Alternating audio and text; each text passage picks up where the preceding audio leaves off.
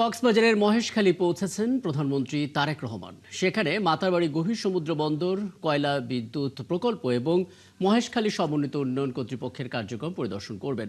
এর আগে সকাল 9:15টায় তাকে বহনকারী হেলিকপ্টার ঢাকা তেজগাঁও বিমানবন্দর থেকে ছেড়ে যায়। মহেশখালী পরিদর্শন শেষে প্রধানমন্ত্রী বন্যা কবলিত বাঁশখালী এবং হাটহাজারী এলাকায় যাবেন। সেখানে বন্যায় ক্ষতিগ্রস্তদের পুনর্বাসনে নতুন ঘর দেওয়ার কর্মসূচিতে অংশ নেবেন তিনি। এরপর সাম্প্রতিক বন্যায় ক্ষতিগ্রস্তদের পুনর্বাসনে বাহারছড়ার পশ্চিম বাঁশখালী উচ্চ বিদ্যালয় ও কলেজ মাঠে এক অনুষ্ঠানে যোগ দেবেন। এছাড়াও ফটিকছড়িতে হেফাজতে ইসলামের আমির মহিবুল্লাহ বাবুনগরের সঙ্গে সাক্ষাৎ করার কথাও রয়েছে প্রধানমন্ত্রী। একই সাথে হাটহাজারীতে হেফাজতে ইসলামের প্রতিষ্ঠাতা শাহ আহমেদ শফির কবরও জিয়ারত করবেন তিনি। আবারও প্রধানমন্ত্রী চট্টগ্রাম সফরে খবর জানাতে চাই। প্রধানমন্ত্রী হওয়ার পর প্রথমবারের মতন চট্টগ্রামে পৌঁছেছেন প্রধানমন্ত্রী তারেক রহমান এবং বন্যা দুর্গতদের ত্রাণ বিতরণ সহ অনেক কর্মসূচিতে অংশ নেবেন। ফটিকছড়িতে যেতে চাই, সেখানেও প্রধানমন্ত্রীর কর্মসূচি আছে এবং সেই আপডেট নিয়ে যুক্ত হচ্ছেন সহকর্মী মোর্শেদ মুন্না। মোর্শেদ মুন্না, প্রথমত প্রধানমন্ত্রীর সফর নিয়ে দলীয় নেতাকর্মীদের প্রত্যাশা জায়গাটা বলবেন, আর ফটিকছড়িতে হেফাজতে ইসলামের আমির মহিবুল্লাহ বাবুনগরের সঙ্গে সাক্ষাৎ করার কথা রয়েছে প্রধানমন্ত্রী, আমরা জানি। সেই হিসেবে এই দলটির দিক থেকে কি প্রস্তুতি রয়েছে, সার্বিক চিত্রটা একটু দেখাবেন আমাদেরকে মুন্না।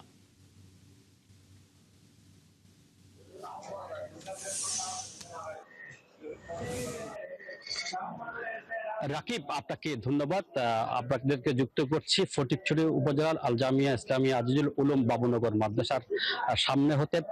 এতক্ষণ আমরা কিন্তু ভেতরে ছিলাম, ভিতরের দৃশ্য সংবাদ পরিবেশন করতে পেরেছি। যেহেতু আমাদেরকে এখানে পাস কার্ড দেওয়া হয়নি, সেহেতু আমরা বাইরের দৃশ্যটা দেখাতে হচ্ছে। আপনাকে যদি একটু দেখাতে চাই, বাইরের দৃশ্যটা যদি একটু দেখাতে চাই, হেলিপ্যাডে এখন থেকে 2.5 ঘন্টার মধ্যে কথা রয়েছে আমাদের প্রধানমন্ত্রী তারেক জিয়া ফটিকছড়ি উপজেলার পেলাগাজী দিকে পারস্ত হেলিপ্যাডে অবতরণ করে বাবুনগর মাদ্রাসায় চলে আসবেন। সেখানে তিনি কথা বলবেন, সাক্ষাৎ করবেন তারেক জিয়ার সাথে। আমরা রাকিব ভাই, আমরা এখানে দেখতে পাচ্ছি এখানে কোনো সাংবাদিকদের পাস কার্ড দেওয়া হয়নি, ফলে সাংবাদিকরা বিচ্ছিন্নভাবে নির্দিষ্ট দূরত্বের মধ্যে অবস্থান করে সংবাদ পরিবেশন করতে হচ্ছে। আমি যদি একটু কথা বলি, আমার সামনে একজন নির্বাহী ম্যাজিস্ট্রেট রয়েছেন, উনি মিরসরাই উপজেলার ভূমি ছিলেন। আমি ওনার সাথে একটু কথা বলবো। আজকের যে প্রধানমন্ত্রী এখানে আসছেন, আপনাদের প্রস্তুতিটা কেমন? আইন শৃঙ্খলা বিষয়টা একটু যদি জানাতেন। গত 5 দিন ধরে আমরা উপজেলা প্রশাসন, জেলা প্রশাসন, বিভাগীয় প্রশাসন সহ আইন শৃঙ্খলা বাহিনী, এসএসএফ সহ সকল সংশ্লিষ্ট ডিপার্টমেন্ট এবং দপ্তর সংস্থা আমরা কাজ করছি। আমাদের সার্বিক পরিস্থিতি সব ভালো। আইন শৃঙ্খলা পরিস্থিতি আমরা মোটামুটি এখন পর্যন্ত আমরা সন্তোষজনক বলে মনে করছি। এই মুহূর্তে সিকিউরিটি চেকিং চলছে। আপনারা জানেন যে যারা পাস পেয়েছেন বা যারা অনুমতিপ্রাপ্ত শুধু তারাই প্রবেশ করতে পারবেন। আর আমরা সাধারণ মানুষজন তারা উৎসাহ প্রকাশ করছেন, আমরা তাদেরকে অনুপ্রাণিত করছি যাতে নির্দিষ্ট দূরত্ব অবস্থান করেন। আইন শৃঙ্খলা পরিস্থিতি ভালো। আমরা সবাই 5 দিন ধরে অক্লান্ত পরিশ্রম করছি। আশা করছি আমরা প্রোগ্রামটা সফলভাবে সম্পন্ন করতে পারবো এবং আমরা এই ফটিকছড়ি অংশটা আমরা সফলভাবে তুলে আনতে পারবো। রাকিব, যেমনটাই বলছিলাম, আসলে গত কয়েকদিন ধরে আইন শৃঙ্খলা বাহিনীর যারা দায়িত্ব রয়েছেন তারা যথেষ্ট পরিশ্রম করতে আমরা দেখেছি। বিশেষ করে আইন শৃঙ্খলা পরিস্থিতিকে নিয়ন্ত্রণ করার সার্বিক প্রস্তুতি নিয়েছেন। এখনো পর্যন্ত কোথাও কোনো ধরনের আমরা অপ্রীতিকর ঘটনা বা শোনা যায়নি। দিন যতই বাড়ছে, বেলা যতই বাড়ছে, এখানে প্রচুর মানুষের আনাগোনা বাড়ছে। আমরা জানি যে আজকে হেফাজত আমিরের যে সাক্ষাৎ, সেখানে কিন্তু দেশ হ্যাঁ, এবং প্রস্তুতির পর্বটা তো আমরা দেখছি। আপনি এখানে আছেন, নিশ্চয়ই ক্ষণে ক্ষণে নতুন আপডেট থাকলে সেটা পেতে থাকবো। ধন্যবাদ যুক্ত হওয়ার জন্য। সহকর্মী মোর্শেদ মুন্না যুক্ত হয়েছিলেন প্রধানমন্ত্রী সফরকে ঘিরে, আমাদেরকে তথ্য জানাচ্ছিলেন। ফটিকছড়িতে যাবেন প্রধানমন্ত্রী, সেই জায়গা থেকে কি প্রস্তুতি আসলে ফটিকছড়িতে আছে সে খবর জানাচ্ছিলেন। আরও খবর জানবো প্রধানমন্ত্রী সফরকে ঘিরে। তবে বলে রাখা প্রয়োজন, রাষ্ট্রপতি নির্বাচনে অংশগ্রহণ এবং বিরোধী দলের পক্ষ থেকে প্রার্থী মনোনয়নের একটা সিদ্ধান্ত নিতে চাই। 11 দলীয় ঐক্যের বৈঠক রয়েছে সেই জায়গা থেকে, এবং রাজধানী মিন্টো রোডে বিরোধী দলীয় নেতা ডাক্তার শফিকুর রহমানের বাসভবনে বৈঠক অনুষ্ঠিত হওয়ার কথা, এবং সেখানে দলটার শীর্ষ নেতারাও যোগ দেবেন এমন তথ্য আমরা পাচ্ছি। এই যখন পরিস্থিতি, আমরা একটু আপডেট নিতে চাই। সেখান থেকে যুক্ত হচ্ছে সহকর্মী মুহাইমিনুল খান অপু। অপু, বৈঠক শুরু হয়েছে কিনা, কোন কোন নেতারা সেই বৈঠকে উপস্থিত থাকবেন, এবং কোনোভাবে আপনি জানতে পেরেছেন কিনা যে বিরোধী দল তাদের দিক থেকে রাষ্ট্রপতি হিসেবে কাদের নাম প্রস্তাব করতে যাচ্ছেন, বা সেরকম কোনো তথ্য আপনার কাছে এসেছে কিনা অপু?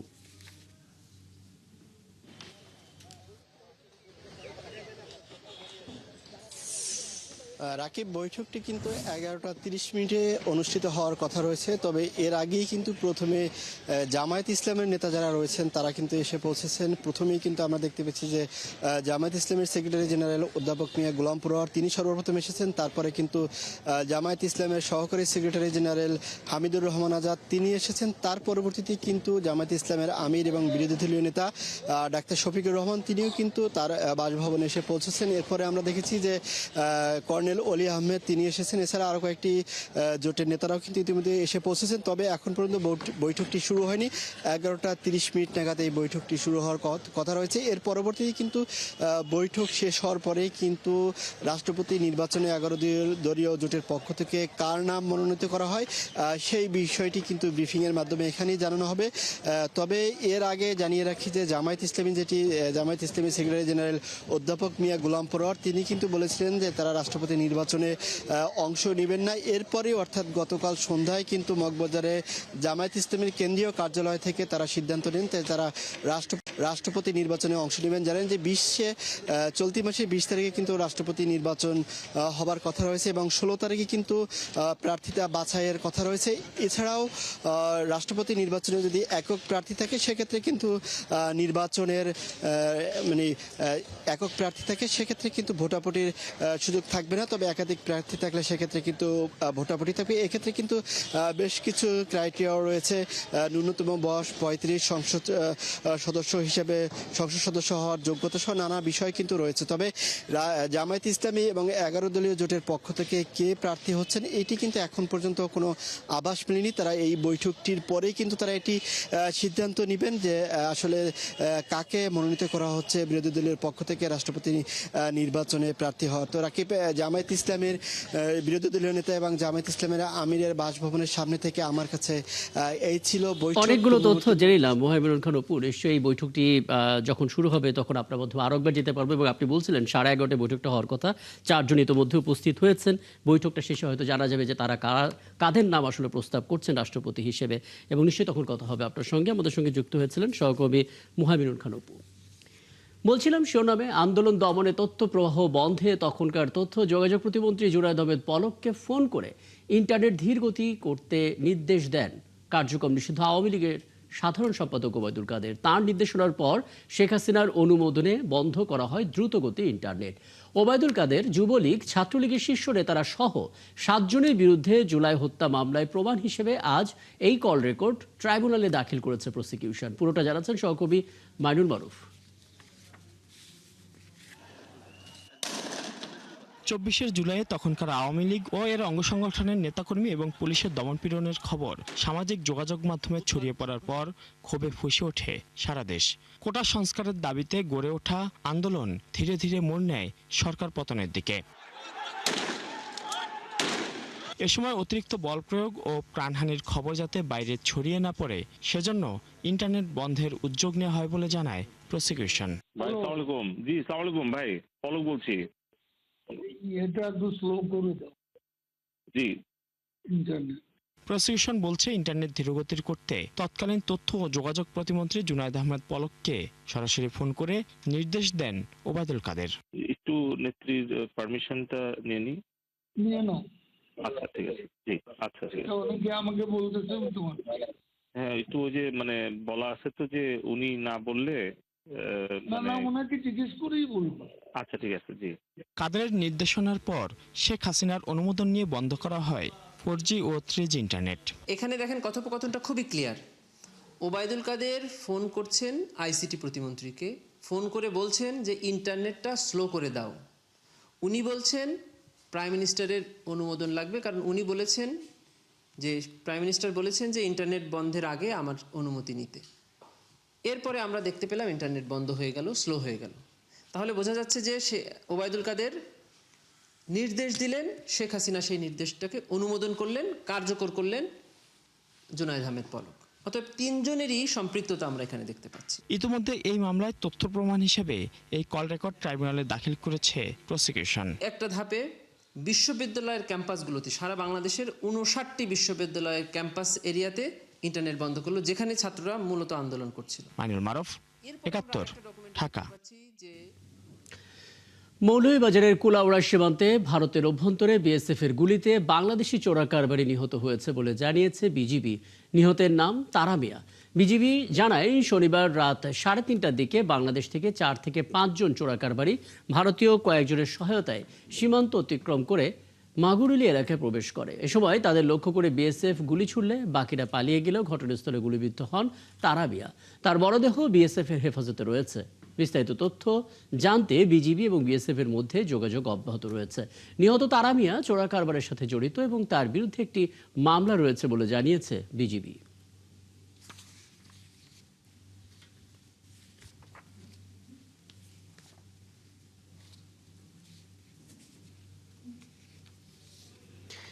আবারও প্রধানমন্ত্রীর চট্টগ্রাম সফরের আপডেট জানতে চাই। প্রধানমন্ত্রী ইতিমধ্যেই তো চট্টগ্রামে পৌঁছেছেন এবং সেখানে বলছিলাম মাতারবাড়ি বিদ্যুৎ কেন্দ্র এবং কয়লা বিদ্যুৎ প্রকল্প সবকিছু তিনি দেখবেন। এরপর বাঁশখালীতেও যাবেন। সেখানে বাঁশখালী উচ্চ বিদ্যালয় এবং কলেজ মাঠে এক অনুষ্ঠানে যোগ দেওয়ার কথা রয়েছে। বাঁশখালীতে ইতিমধ্যেই আছেন আমাদের সহকর্মী মোহাম্মদ হুসাইন, যুক্ত হচ্ছেন আমাদের সঙ্গে। মোহাম্মদ হুসাইন, একটু বলবেন প্রধানমন্ত্রীর এই সফরকে ঘিরে নিশ্চিতভাবে জেলা উপজেলা সহ দলীয় নেতাকর্মীদের এক ধরনের উৎসাহ উদ্দীপনা প্রস্তুতি সবকিছুই রয়েছে।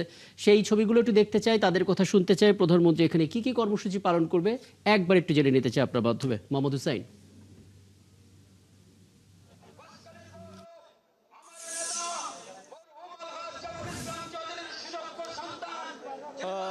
রাকিব, প্রধানমন্ত্রী হিসেবে দায়িত্ব নেওয়ার পর এবারেই প্রথম চট্টগ্রামের বাঁশখালী আসছেন প্রধানমন্ত্রী তারেক রহমান। আজকে দিনব্যাপী সফরের প্রথমেই আপনি যেমনটা বললেন মাতারবাড়ি মহেশখালী মাতারবাড়ি গভীর সমুদ্র বন্দর এবং কয়লা বিদ্যুৎ প্রকল্প এবং মহেশখালী সমন্বিত উন্নয়ন কর্তৃপক্ষ যে কার্যক্রম সেই কার্যক্রম পরিদর্শন শেষে এবং প্রকল্প পরিদর্শন শেষে তিনি কিন্তু বাঁশখালীর, আমি ঠিক যে জায়গায় আছি এখানে বাঁশখালী দক্ষিণ বাঁশখালী উচ্চ বিদ্যালয় মাঠ, এই মাঠে এসে উপস্থিত হবেন। আপনি জানেন যে সাম্প্রতিক বন্যায় চট্টগ্রামের উপজেলাগুলোর মধ্যে বাঁশখালী উপজেলা সব থেকে বেশি ক্ষতিগ্রস্ত হয়েছে। বিশেষ করে এই উপকূল অঞ্চলের যে জেলে সম্প্রদায় রয়েছে তাদের ঘরবাড়ি ভীষণভাবে ক্ষতিগ্রস্ত হয়েছে, বিধ্বস্ত হয়েছে, ভেঙে গেছে এবং ফসলের জমি তলিয়ে গেছে। এবং এই বন্যায় সব থেকে বেশি বাঁশখালী উপজেলার মানুষ ক্ষতিগ্রস্ত হয়েছে। ফলে এখানে বন্যায় ক্ষতিগ্রস্তদের পুনর্বাসনের লক্ষ্যে একটি আয়োজিত সভার এই সভায় কিন্তু তিনি যোগদান করবেন। এখানকার সাধারণ মানুষের উদ্দেশ্যে বক্তব্য রাখবেন। তাদের অনেকখানি প্রত্যাশা রয়েছে, যেমনটা চট্টগ্রাম থেকে কক্সবাজার পর্যন্ত যে সড়কটি রয়েছে, বাঁশখালী হয়ে যে সড়কটি রয়েছে সেই সড়কটি 4 লেন করবার প্রতিশ্রুতি ছিল। সেই প্রতিশ্রুতি বাস্তবায়ন সরকার প্রধানের কাছ থেকে তারা চান। একই সাথে যারা বন্যায় ক্ষতিগ্রস্ত হয়েছে তাদের পুনর্বাসনের জন্য সরকারের সর্বোচ্চ পদক্ষেপের প্রতিশ্রুতিও এখানকার সাধারণ মানুষ প্রত্যাশা রাখেন। এবং আজকের এই অনুষ্ঠানে 100 পরিবারকে ঘর নির্মাণের জন্য ঘরের চাবি ক্ষতিগ্রস্ত পরিবারের কাছে তুলে দেওয়ার কথা রয়েছে। ইতিমধ্যেই হাজারো মানুষ এই বাঁশখালী এই দক্ষিণ বাঁশখালী উচ্চ বিদ্যালয় কলেজ মাঠে এসে উপস্থিত হয়েছেন। প্রধানমন্ত্রীকে এক নজর দেখবার জন্য তারা এখানে এসে উপস্থিত হয়েছেন। এর পরবর্তীতে এখান থেকে ফটিকছড়িতে তিনি যাবেন। হেফাজতের আমির আল্লামা মুহিবুল্লাহ বাবুনগরী তার মাদ্রাসায় তার সাথে দেখা করতে যাবেন। পরবর্তীতে আল্লামা আহমদ শফির কবর জিয়ারত করবেন হাটাজারিতে এবং হাটাজারিতে বন্যায় ক্ষতিগ্রস্তদের পুনর্বাসনের লক্ষ্যে আরেকটি জনসভায় তিনি যোগ দেবেন বিকেল 5টায়। এর পরবর্তীতে হোটেল রেডিসন ব্লুতে তিনি তার একটি সাংগঠনিক সভা করবেন চট্টগ্রামের নেতাকর্মীদের সাথে নিয়ে। তো রাকিব, আসলে এখন 12টা 20 মিনিটের দিকে মূলত প্রধানমন্ত্রী তারেক রহমান এই দক্ষিণ বাঁশখালী বাহারচরা যে সমুদ্র সৈকত সংলগ্ন যে স্কুলটি রয়েছে, যে জনসভার মঞ্চ করা হয়েছে, সেখানে এসে তিনি যোগ দেবেন। এখানকার সাধারণ মানুষের কথা শুনবেন এবং এখানকার সাধারণ মানুষের যে প্রত্যাশা সেই প্রত্যাশা পূরণের আশ্বাসও দেবেন বলে এখানকার সাধারণ মানুষ প্রত্যাশা রাখে। তো রাকিব, সারাদিনে আজকে কক্সবাজার এবং চট্টগ্রামের সফরে চট্টগ্রামের বাঁশখালী থেকে এই ছিল আমার কাছে প্রধানমন্ত্রী তারেক রহমানের সফরের সবশেষ খবর। অনেক ধন্যবাদ মোহাম্মদ হুসাইন। আপনি যখন কথা বলছেন তখন বাজে 11:22 এবং আপনি বললেন 12:30-এ প্রধানমন্ত্রী এখানে পৌঁছাবেন এবং কথা বলবেন। নিশ্চয়ই ঘণ্টাখানেক যেই বিরতি আছে সেখানে আরও তথ্য আপনার হাতে আসবে, আরও কথা বলবো আপনার সঙ্গে। যুক্ত হয়েছিলেন সহকর্মী মোহাম্মদ হুসাইন, বলছিলেন বাঁশখালী থেকে। দর্শক, বিরতির আগে বলছিলাম মৌলভীবাজারের কুলাউড়া সীমান্তে ভারতের যে অংশ সেই অংশে বিএসএফ এর গুলিতে বাংলাদেশি চোরা কারবারি তারা মিয়া নিহত হয়েছেন এবং নিহতের মরদেহ এখনও বিএসএফ এর হেফাজতে রয়েছে, যদিও বিএসএফ এবং বিজিবির মধ্যে আলোচনা চলছে পুরো তথ্য জানার জন্য। এর মধ্যে যতটুকু জানা গেছে তারা মিয়ার নামে একটি মামলাও আছে। বাকি তথ্য জানতে চাই, সীমান্ত থেকে যুক্ত হচ্ছে সহকর্মী আহমেদ ফারুক মিল্লাত। মিল্লাত, আমরা বিজিবি এবং বিএসএফ এর মধ্যে কথা চালাচালি কিংবা যোগাযোগের কথা শুনছিলাম। আনুষ্ঠানিকভাবে পতাকা বৈঠক বলতে যেটা বোঝায় সেটা হবে কিনা, হওয়ার কোনো সম্ভাবনা আছে কিনা, মরদেহ হস্তান্তর করা হয়েছে কিনা, কি ধরনের প্রক্রিয়া চলছে এখন পর্যন্ত? আপনাকে ধন্যবাদ। মূলত যে ঘটনাটি ঘটেছে গতকালকে রাত্রে 3:30টার পর, সেটি হচ্ছে মৌলভীবাজার জেলার কুলাউড়া উপজেলার, এটা হচ্ছে একদম সীমান্তবর্তী কর্মদা ইউনিয়নের একটা মুরাইছড়ে বস্তি একটি এলাকা আছে। সেই বস্তির কিছু মানুষ আছে।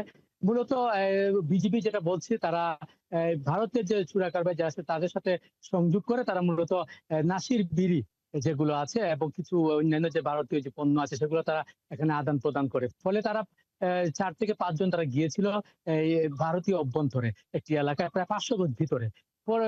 পরে রাত্রেই সেখানে বিজিবির সাথে তাদের বিএসএফ এর সাথে তাদের একটা সংঘর্ষ হয় এবং বিএসএফ এর গুলিতে একজন নিহত এবং বাকিরা দিক বিদিক ছুটি করে তারা বিভিন্ন জঙ্গলের ভিতরে প্রবেশ করে যায়। এবং আমাকে 46 বিজিবির সিও সরকার আসিফ মাহমুদ, লেফটেন্যান্ট কর্নেল, তিনি আমাকে যেটা জানিয়েছেন যে ভারতের বিএসএফ এর সাথে তাদের যোগাযোগ রক্ষা করে যাচ্ছেন।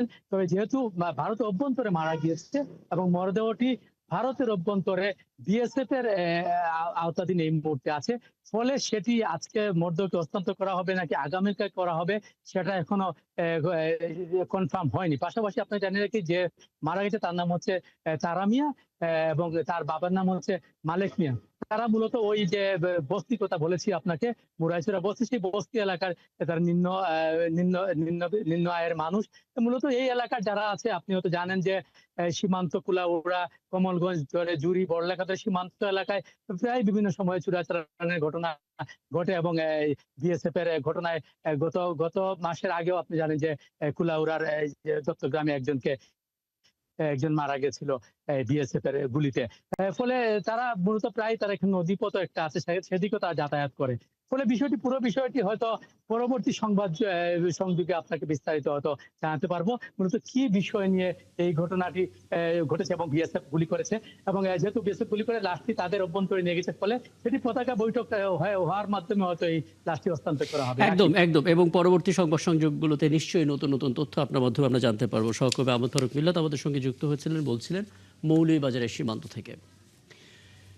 সরকারি ইউনানি এবং আয়ুর্বেদিক মেডিকেল কলেজ হাসপাতালের সংকট সমাধানে সরকার আন্তরিক বলে জানিয়েছেন স্বাস্থ্য অধিদপ্তরের মহাপরিচালক অধ্যাপক ডাক্তার প্রভাত চন্দ্র বিশ্বাস। বলেন, হাসপাতালটির লোকবল সংকট সমাধানের চেষ্টা চলছে, সেই সাথে প্রজেক্টের মাধ্যমে নিয়োগ পাওয়া 351 জনের বকেয়া বেতনের বিষয়ে সরকার আন্তরিক বলেও জানান তিনি। হিমেল মাহবুবের প্রতিবেদন। বিকল্প চিকিৎসা ব্যবস্থায় নানা সংকট ও সম্ভাবনা নিয়ে ৭১ টেলিভিশনে 4 পর্বের ধারাবাহিক প্রতিবেদন প্রচার হয় 24শে জুলাই থেকে। প্রতিবেদনে উঠে আসে সরকারি হোমিওপ্যাথিক, ইউনানি ও আয়ুর্বেদিক মেডিকেল কলেজ হাসপাতালের লোকবল সংকট, শিক্ষার্থীদের ভবিষ্যৎ নিয়ে অনিশ্চয়তা ও প্রকল্পে কাজ করা 351 জন চিকিৎসক 24 মাস ধরে বেতন পাচ্ছেন না। তারা বেতন ভাতা গত 2 বছর পাচ্ছেন না, তারপরেও অদ্যাবধি জুলাই 2024 থেকে এখন জুলাই 2026 চলছে, অদ্যাবধি তারা কাজে রয়েছে। টোটাল ক্যাম্পাসে আমার 3 জন পরিচ্ছন্ন কর্মী। তৃতীয় চতুর্থ শ্রেণীর জনবল হলো 140, এর মধ্যে মাত্র আমার এখন জনবল আছে মাত্র 50 জন, আর 90টা পোস্টই ফাঁকা। এ বিষয়ে স্বাস্থ্য অধিদপ্তরের মহাপরিচালক জানান, লোকবল সংকট সমাধানে দ্রুত শূন্য পদগুলো পূরণ করা হবে। ইউনানি আয়ুর্বেদিক হলেও সেখানেও কিন্তু বিজ্ঞানভিত্তিক চিকিৎসার সুযোগ আছে। আমাদের পরিসংখ্যানও বলছে যে ওখানে বেশ কিছুদিন থেকেই রোগীর চাপ বেড়েছে এবং এটিকে যথাযথভাবে অ্যাড্রেস করার জন্য বিশেষ করে আমাদের যে রেভিনিউ পদগুলো আছে সেই পদগুলোকে পদায়ন করে সেবাটাকে শক্তিশালী করার জন্য আমরা উদ্যোগ গ্রহণ করছি। সরকার বেতন বঞ্চিত চিকিৎসক ও শিক্ষকদের বিষয়ে আন্তরিক বলে জানান তিনি। স্বাভাবিকভাবে যেটা হয় যে একটি বেতন না পাওয়া জনসংখ্যার কাছ থেকে কিংবা যে যারা কর্মকর্তা কর্মচারী আছেন তাদের কাছ থেকে যে সেবাটা প্রত্যাশা করা হয়, সেই ক্ষেত্রে তারা খুবই মনোকষ্টে আছেন। তবে বিষয়টি আমাদের বর্তমান সরকার অত্যন্ত গুরুত্বের সাথে দেখছে। সংশ্লিষ্টরা বলছেন, বিকল্প চিকিৎসা ব্যবস্থায় সরকার মনোযোগী হলে সার্বিক চিকিৎসা ব্যবস্থায় এই খাত বিশেষ ভূমিকা রাখতে পারে। হিমেল মাহবুব, ৭১, ঢাকা। ৩০ ঘন্টা পর ইতালির রোমের ফিউমিচিনো বিমানবন্দর ছেড়েছে টরন্টো থেকে আসা বিমান বাংলাদেশ এয়ারলাইন্সের BG306 ফ্লাইটটি। স্থানীয় সময় শনিবার রাত 11টার পর ঢাকার উদ্দেশ্যে রওনা হয় এই ফ্লাইটটি। বাংলাদেশ সময় দুপুর 12:30 নাগাদ দেশে পৌঁছানোর কথা রয়েছে এই বিমানটির। টরন্টো থেকে রোম হয়ে ঢাকার পথেই ছিল বিমান বাংলাদেশ এয়ারলাইন্সের BG306 ফ্লাইটটি। শুক্রবার সকালে জ্বালানি নেওয়ার সময় কারিগরি ত্রুটি ধরা পড়লে রোমের ফিউমিচিনো বিমানবন্দরে আটকে পড়ে বিমানটি। ফ্লাইটে 260 যাত্রীর মধ্যে 170 জনই বাংলাদেশি পাসপোর্টধারী।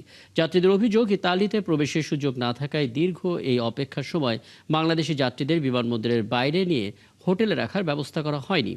ফলে দীর্ঘ সময় বিমানবন্দরের ভেতরে অপেক্ষা করতে হয়েছে তাদের। প্রয়োজনীয় ওষুধ, ইনসুলিন সহ জরুরি সামগ্রী লাগেজে থাকায় সেগুলো সময় মতো ব্যবহার করতে পারেননি অনেকে। ফলে কেউ কেউ হয়ে পড়েছেন অসুস্থ। পরিস্থিতি সামাল দিতে ঢাকায় থাকা প্রকৌশলী দল এবং প্রয়োজনীয় যন্ত্রাংশ রোমে পাঠায় বিমান বাংলাদেশ এয়ারলাইন্স। ত্রুটি মেরামত হলে 30 ঘন্টা পর রোমের বিমানবন্দর ছাড়ে বিমান বাংলাদেশ এয়ারলাইন্সের BG306 ফ্লাইটটি।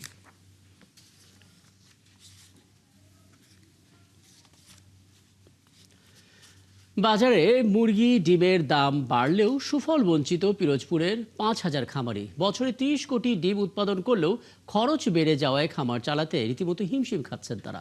এরই মধ্যে ঋণে জর্জরিত হয়ে বিভিন্ন পেশা ছেড়ে বেছে নিয়েছেন অনেকেই। খাবার এবং ওষুধের দাম না কমলে ভবিষ্যতে আরও বড় সংকটে পড়তে পারে এই শিল্প। তরিকুল ইসলামের তথ্য চিত্রে নুজহাত রাহনুমার প্রতিবেদন। দেশের আমিষের চাহিদা পূরণে গুরুত্বপূর্ণ ভূমিকা রাখছে দক্ষিণের জেলা পিরোজপুর। মাছ মাংসের বাড়তি দামে তুলনামূলক সাশ্রয়ী প্রোটিন হিসেবে ডিমের সরবরাহ সচল রাখছেন খামারিরা।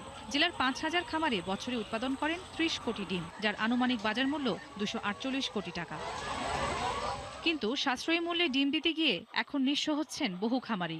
মাসের ব্যবধানে ডজনে 20 টাকা বাড়লেও এর সুফল পাচ্ছেন না তারা। ডিমের চাহিদা যে বৃদ্ধি পাচ্ছে, এর সুফল কিন্তু কৃষকরা পাচ্ছে না বা খামারিরা পাচ্ছে না।